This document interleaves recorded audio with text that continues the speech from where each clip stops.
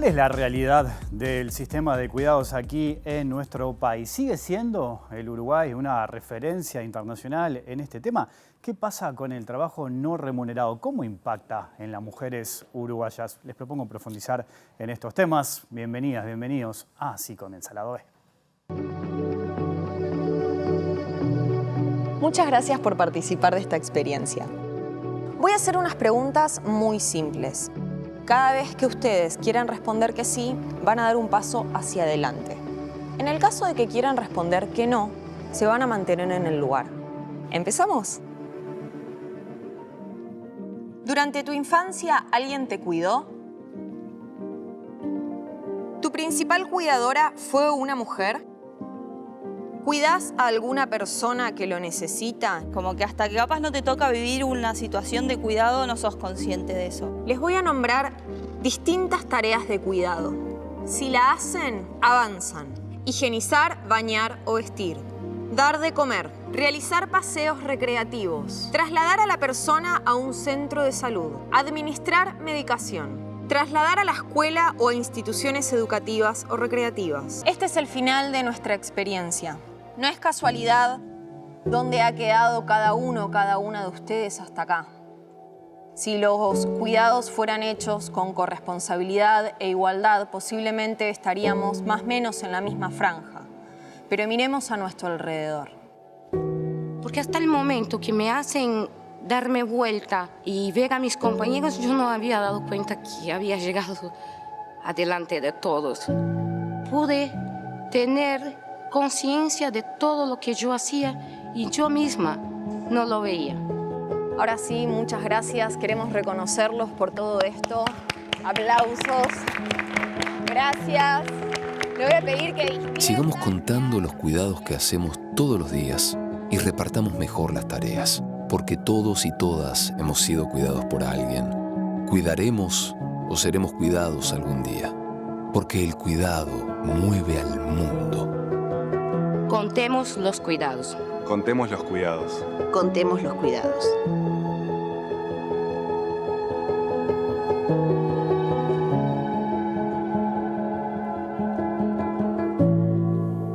Y de este tema tan importante vamos a estar hablando esta noche en vivo, aquí en Lado B, en la pantalla de TV Ciudad, con Valentina Perrota, doctora en Sociología, magíster en Género, Sociedad y Política, licenciada en Sociología, docente e investigadora. Valentina, es un gusto recibirte en Lado B. ¿Cómo andas? Bienvenida. Muchas gracias por la invitación. Bueno, vos sos especialista en este tema, venís trabajando desde hace mucho tiempo, conocés de primera mano el sistema de cuidados, su nacimiento, su evolución, su actualidad. Ya vamos a ir a qué es lo que está pasando hoy en el Uruguay.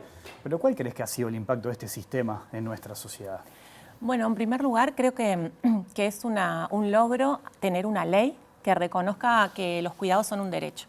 Y eso se logra en 2015, luego de mucho trabajo de la sociedad civil feminista, de la academia feminista y de cierto eco que se encontró en el sistema político, en el partido de gobierno, en el Frente Amplio y también de todo el sistema político que votó esa ley. Creo que ese avance de que el Estado reconozca que el cuidado es un derecho, y esto quiere decir asume responsabilidades en cuanto a esa garantía, es el impacto más importante. Luego se comienza a implementar en el año 2015 al 2020 el Sistema Nacional Integrado de Cuidados, se comienza a dar funcionamiento a la institucionalidad, ¿sí? Y a crear los primeros programas innovadores para la población con dependencia fuera de la primera infancia, y hay un sustantivo avance, sí, en las coberturas de primera infancia, sobre todo el nivel de 2 y 3 años, de servicios públicos de cuidado. Eso diría que son los logros más importantes. Como impactos, bueno, hay un Estado que reconoce que tiene un debe en relación a la provisión de cuidados. Hay una sociedad que reconoce que la organización social actual de los cuidados es injusta, que recae el trabajo de cuidados mayoritariamente en las familias, con poca participación del Estado, y cuando decimos en las familias, decimos en las mujeres de las familias, lo cual implica muchas desigualdades sociales, porque no todas las familias tienen los mismos recursos para afrontar la provisión de cuidados, y también de género, digamos, porque claramente, y está medido en diferentes encuestas de uso del tiempo, las mujeres asumen una carga sustantivamente mayor de cuidados que los varones. Y ese es un tema importante, ¿no? Eso de cómo recae el trabajo en las mujeres, que a su vez tienen que trabajar afuera muchas veces y después tienen que hacerse cargo dentro del hogar de determinadas situaciones. En ese sentido, ¿hemos evolucionado algo aquí en el Uruguay a partir de la ley? ¿Cómo estamos parados, por ejemplo? Es interesante la pregunta porque justamente en el primer periodo de la implementación del sistema de cuidados no hubo una medición del impacto en la autonomía económica de las mujeres o en cómo aumentó la participación de las mujeres en el mercado laboral. Yo creo que este fue un debe. Si bien la ley plantea como uno de sus objetivos transformar esta división sexual del trabajo, ¿no? Y aportar, sobre todo, a fortalecer el ejercicio del derecho al trabajo de las mujeres. Sin embargo, en cada una de las rendiciones de cuentas que hacían anualmente, no había ningún indicador en este sentido. Creo que ese es un debe. Sí hay algunos estudios que hicieron algunas colegas que muestran que en algunas localidades del interior la instalación de centros infantiles impactó en un aumento de la participación laboral de las mujeres en un contexto donde no aumentaba la participación laboral en términos generales. Entonces creo que es algo a medir, pero si miramos la última encuesta de uso del tiempo que se hizo en el año 2021, no hay cambios sustantivos en relación a la distribución del trabajo no remunerado entre varones y mujeres. ¿Y cuál es la actualidad del sistema hoy en este gobierno de coalición? ¿Cómo lo ves eso? Bueno, yo creo que este periodo es un periodo de estancamiento del sistema. Durante 2020 la administración da 4 señales que son negativas. En primer lugar, unifica el Programa Nacional de Discapacidad, que iba a ser un Instituto Nacional de la Discapacidad, que tiene una agenda muy amplia, que excede mucho los cuidados, porque es la agenda del ejercicio de todos los derechos humanos de las personas en situación de discapacidad. Este gobierno unifica ese programa con la Secretaría Nacional de Cuidados, porque, de acuerdo a lo que el subsecretario Castaing-Debat manifestó en ese momento, entendían que eran áreas que tenían objetivos comunes, ¿no? Retrocediendo mucho en una discusión conceptual que ya estaba laudada y que está laudada en las ciencias sociales respecto a distinguir la dependencia de la discapacidad.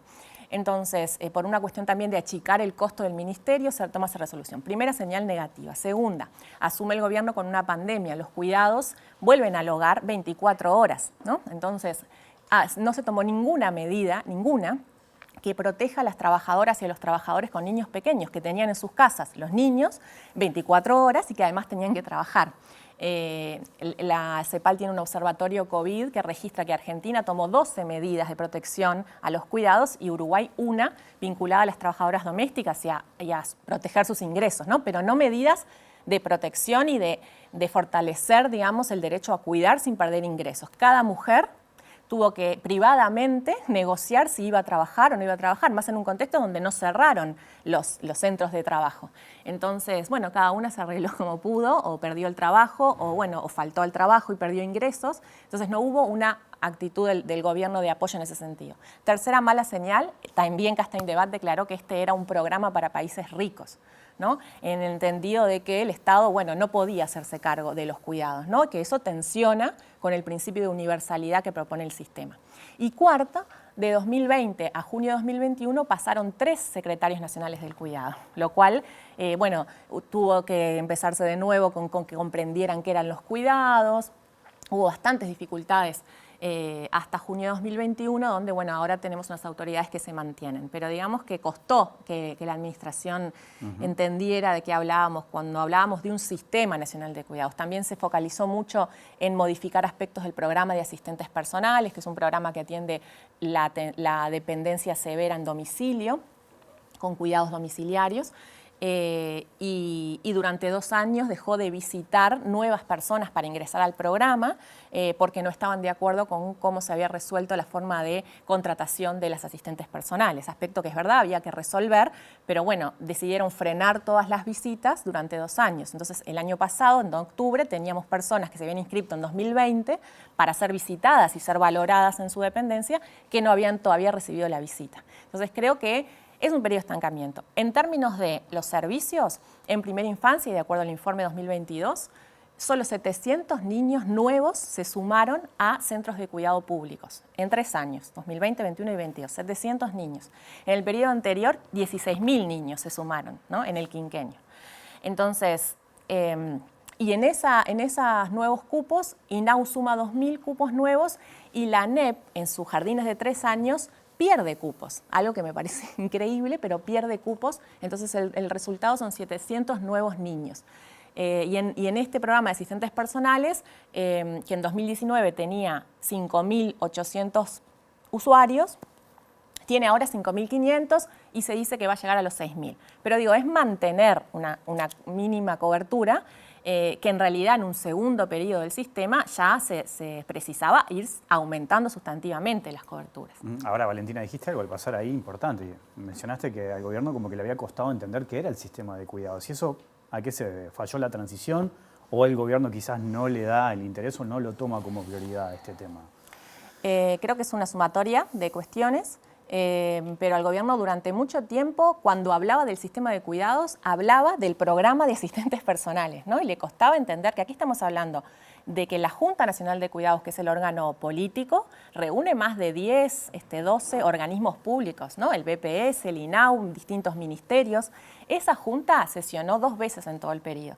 Y las comisiones de trabajo interinstitucionales que surgen del trabajo de todos estos organismos empezaron a funcionar en octubre del 22. Entonces, hay una cuestión de interinstitucionalidad que no se comprendió o no tampoco creo que no había una voluntad política y un liderazgo del Ministerio de Desarrollo Social de convocar a esos actores y de trabajar de manera sistémica como debe ser, ¿no? Entonces creo que se concretó en un trabajo muy centrado en lo que la Secretaría de Cuidados puede hacer o no hacer con sus pocos recursos y no en activar y en cómo quien debe presidir esa junta, que es el Ministro de Desarrollo Social, de alguna manera hace que los demás organismos asuman sus responsabilidades de cuidado, porque eso es un sistema. Un sistema no viene a instalar un nuevo Ministerio de los Cuidados. Un sistema busca que el Ministerio de Trabajo, el Ministerio de Salud, de Educación, pero no solo del área social, el Ministerio de Obras Públicas, ¿no?, asuman responsabilidades de cuidado.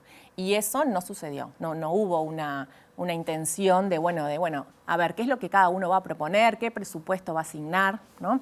Estamos hablando de que INAU sumó 2.000 cupos, digamos que no hubo una presión tampoco desde las altas jerarquías para que eso suceda. Hoy hablabas de los distintos cambios que tuvo la dirección del sistema. ¿Eso condicionó, en esto que estás mencionando, los distintos enfoques?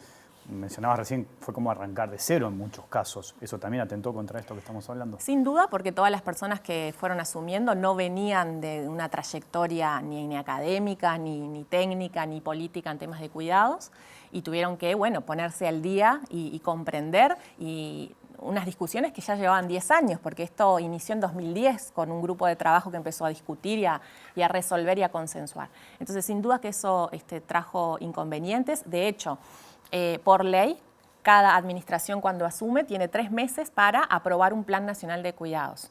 Esta administración lo aprobó 1 año y unos meses después, ¿no? Recién con estas autoridades luego de junio de 2021. Y ese plan, se aprobó, se presentó, pero tampoco es un plan que tenga compromisos reales de todos los organismos. Es un plan más bien de la Secretaría. Entonces creo que sí, que los cambios de gobierno perjudicaron, pero creo que fundamentalmente, vuelvo al inicio, esta declaración de Castaing-Debat, de que este es un programa, que no es un programa, es un sistema para países ricos, de alguna manera desnuda una posición ideológica sobre el rol del Estado. Digamos, entiendo que para la coalición de gobierno de derecha, el Estado debe actuar allí donde no hay familia o allí donde se demuestra una situación de vulnerabilidad socioeconómica muy grande, pero no como garante de manera universal del derecho al cuidado. Queda claro que sos una especialista en el tema. De hecho, participás en distintas actividades, congresos representando al Uruguay, a la Academia Uruguaya. Vas a viajar dentro de poco también, Colombia, después a Cuba, representando a nuestro país. Yo lo preguntaba en la introducción, me lo preguntaba, si Uruguay sigue siendo una referencia a nivel internacional en este tema. ¿Qué me decís sobre eso? Mira, creo que Uruguay es una referencia en relación a la ley que aprobó. Porque Uruguay hasta ahora es el único país que logró aprobar una ley que crea un sistema de cuidados. Es una ley para la época de vanguardia y es una ley que reconoce el cuidado como un derecho y que además tiene una fuerte perspectiva de género, ¿no? Entonces creo que en ese sentido sí, nosotros tenemos ahora en la región más de 15 países discutiendo sistemas de cuidados y tenemos 6, 7 proyectos de ley, pero no se han logrado avanzar más allá de la presentación del proyecto, en ningún caso. Entonces creo que ese sí es un logro y eso sí destaca a Uruguay. Ahora luego, de la ley lo que propone la ley a la implementación, ¿no? A lo programático, a los servicios que verdaderamente impacten en la vida cotidiana de la gente, bueno, hay un largo trecho. Entonces, yo siempre insisto, no necesariamente se requiere tener un sistema para avanzar en la provisión de servicios. Argentina no tiene un sistema y, sin embargo, tiene unos 10, 12 centros de cuidado modelo para personas mayores de larga estadía. Uruguay no tiene ni uno, tiene el Piñero del Campo. Pero no tiene, o sea, las personas mayores en Uruguay son cuidadas por la familia y por el mercado para quienes pueden pagar. Y quienes me están escuchando y tienen personas mayores con una dependencia y tienen que salir a buscar un residencial, es realmente tremenda la situación, porque es un costo altísimo, porque muchas veces es de dudosa calidad, entonces no hay servicios públicos. Chile tiene servicios públicos de cuidado. ¿Son suficientes? No son suficientes. Pero digo, los países pueden ir avanzando sin tener un sistema aprobado. Entonces Uruguay creo que quedó con el sistema aprobado, ciertos avances, pero bueno, yo en esto que viajo también voy contando estas debilidades y también entiendo que se puede avanzar. Por ejemplo, Argentina también no tiene un sistema, pero tiene que el Ministerio de Transporte definió que el 8% de su presupuesto se va a destinar a la infraestructura del cuidado, del Ministerio de Obras Públicas. Que en Uruguay ni siquiera forma parte de la Junta de Cuidados, ¿no? Entonces creo que bueno, Uruguay tiene una buena ley y en eso se destaca. Tiene una cosa interesante que es la participación social a través de un comité consultivo que es parte de la institucionalidad y eso, el espíritu de eso está muy bien porque toda política que trabaje desde el enfoque de derechos humanos tiene que garantizar la participación social de los titulares de derecho, no de los beneficiarios de la política, de los titulares de derecho. Y eso está muy bien en Uruguay y eso es replicado en los distintos proyectos que están en discusión. Entonces, el ejemplo de la ley sí es un ejemplo, pero luego, bueno, cuando empezamos a mirar servicio a servicio, bueno, encontramos que no necesariamente Uruguay es el modelo. Recién hablábamos, ¿no?, de cómo recae este tema sobre las mujeres, por todo lo que explicabas recién. Es un tema que tiene una sensibilidad de género importante. Y te pregunto, al momento de diseñar políticas, ¿las tienen que diseñar las mujeres? Las tienen que diseñar personas que tengan un enfoque feminista. Hay mujeres que lo tienen, hay mujeres que no. Entonces creo que lo que importa es que sean personas que estén convencidas de que es necesario transformar las relaciones de género en relación a los cuidados y de que es injusto que hoy por hoy las mujeres dediquen 2 tercios del tiempo que dedican a trabajar, ¿no?, en un trabajo que es no remunerado. Y los varones dedican 2 tercios de su tiempo, del tiempo que dedican a trabajar, perciben ingresos. Entonces, quienes estén convencidos de que eso hay que transformarlo de manera urgente, bueno, sí, podrán liderar estos procesos, pero no ha sucedido eso. No ha sucedido en el primer periodo ni en este. Y por eso yo te decía que había una debilidad en las rendiciones de cuentas. Y lo más triste de eso es que este es un tema que lo coloca en la agenda el movimiento feminista. No habría sistema de cuidados si no fuera porque el movimiento feminista y la academia feminista, que de alguna manera conceptualizó desde principios de los años 2000, Rosario Aguirre, Karina Batiani, son teóricas reconocidas de los cuidados, conceptualizaron los cuidados y empezaron a medirlos y eso generó la evidencia para incidir políticamente. Entonces, si eso no se reconoce, si eso se pierde, y a mí me preocupa que se pierda, se pierde el corazón, el objetivo central del sistema. Me preocupa, te digo, porque he escuchado recientemente de que se justifica la existencia del sistema porque va a aumentar la natalidad. O se justifica la existencia del sistema porque, como las mujeres van a poder trabajar, va a aumentar la productividad. Bueno, si esas son algunas de las consecuencias que puede tener el día de mañana, serán, pero no son el objetivo del sistema. El objetivo del sistema es redistribuir el trabajo de cuidados, ¿sí? Y garantizar el derecho al cuidado para las poblaciones que lo requieren, que hoy por hoy reciben un cuidado familiar que no necesariamente es de calidad y es el adecuado, ¿no? No siempre el cuidado familiar tiene el saber para trasladar a una persona mayor, ¿no?, para movilizarla, ¿no?, por ejemplo. Y también en el cuidado familiar hay mucho maltrato y hay mucho abuso. Entonces, por 2 cosas se crean estos sistemas, para redistribuir el trabajo de cuidados y de alguna manera reducir desigualdades sociales, y la injusticia social y de género, y para garantizar que todas las personas que requieran cuidados, bueno, lo obtengan de calidad. Tengo más preguntas, incluso mirando al futuro. Hacemos una pausa y seguimos hablando, ¿te parece? Ya sigue el lado B aquí en la pantalla de la televisión.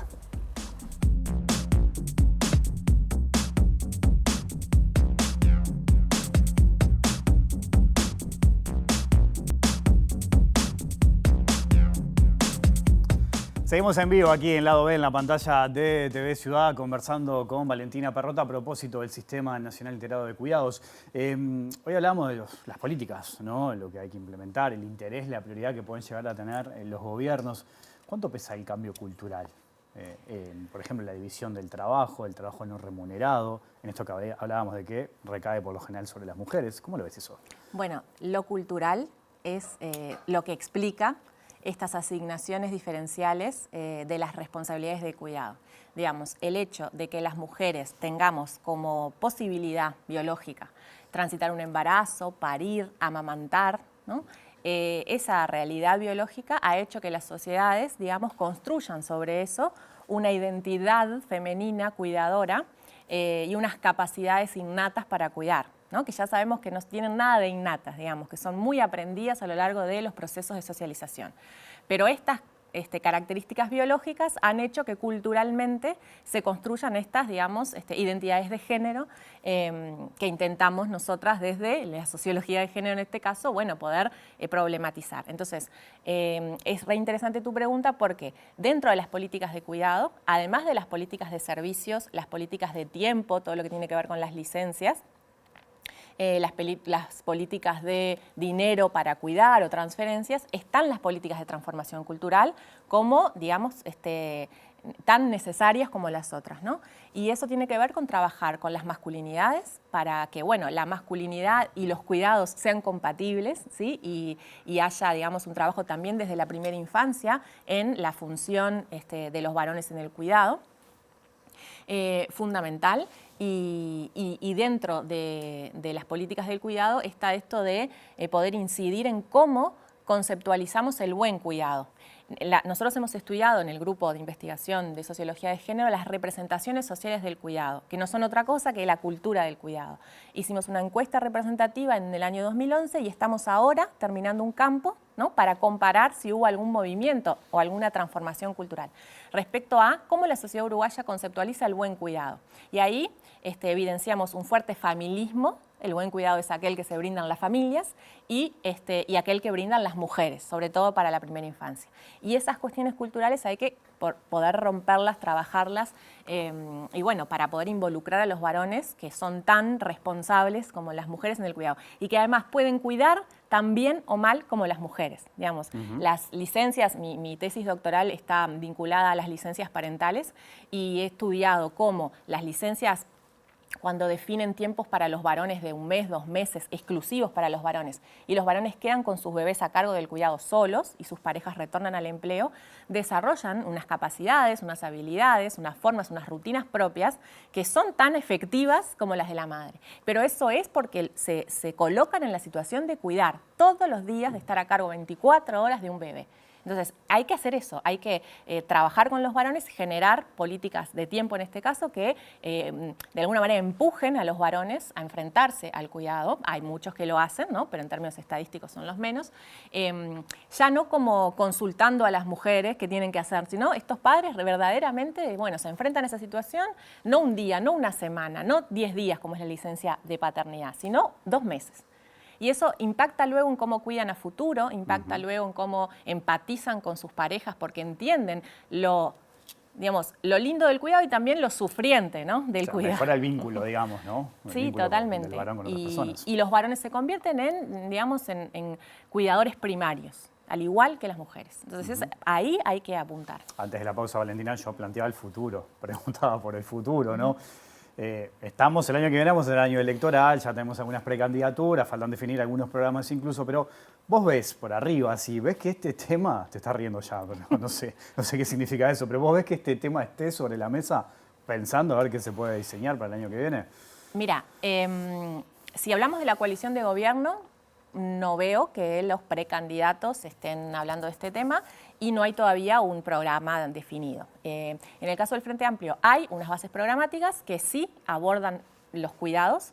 Yo creo que todavía de manera muy tímida, muy básica, para lo que entiendo que se necesitaría, que es una cuestión mucho más audaz. Y luego hay algunos precandidatos del Frente Amplio que han mencionado el tema. Siempre hablando de precandidatos, porque por ejemplo la diputada Lustenberg sistemáticamente menciona la necesidad de fortalecer el Sistema Nacional de Cuidados. Pero si hablamos de los precandidatos, Vergara publicó recientemente un tuit que dice que el sistema de cuidados debería ser el próximo plan de emergencia, ¿no? Lo que fue el plan de emergencia, el PANES, para el primer periodo, o sea, darle esa trascendencia. Yo no puedo estar más de acuerdo con eso, pero eso no es lo que está en el programa. Yamandu Orsi habla reiteradamente de la necesidad de transitar hacia escuelas de tiempo completo y hacia CAIF de tiempo completo, que es urgente, digamos. Uruguay tiene bajísima proporción de niños y niñas que van a tiempo completo y eso repercute en las posibilidades de las madres de tener horas para trabajar. Pero tampoco ese compromiso está en el programa. Y Carolina Cosa recientemente la he escuchado hablar de los cuidados como un pilar del programa, pero que eso no lo veo, aterrizado en algo concreto. Entonces, si yo pienso en esas tres figuras, digo, bueno, lo que está en el programa debería mejorarse sustantivamente, ¿no? De acuerdo a lo que están mencionando los precandidatos. Pero Valentina, sabemos. Te agradezco mucho tu visita esta noche aquí a la No, gracias a ustedes. Hasta la próxima. Nos vamos, volvemos mañana después de las 20 horas. Que pasen bien, chau.